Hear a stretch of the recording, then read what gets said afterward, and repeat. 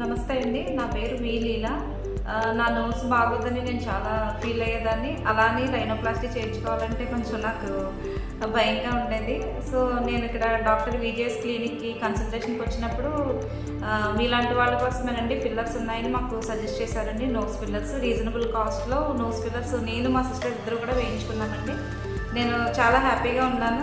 నా నోస్ గురించి నేను నలుగురిలోకి వెళ్ళడానికి కొంచెం ఇబ్బంది పడేదాన్ని. ఇప్పుడు నేను కాన్ఫిడెంట్గా అందరిలోకి వెళ్ళగలుగుతున్నానండి. ఈ సర్వీస్ కూడా చాలా బాగుందండి.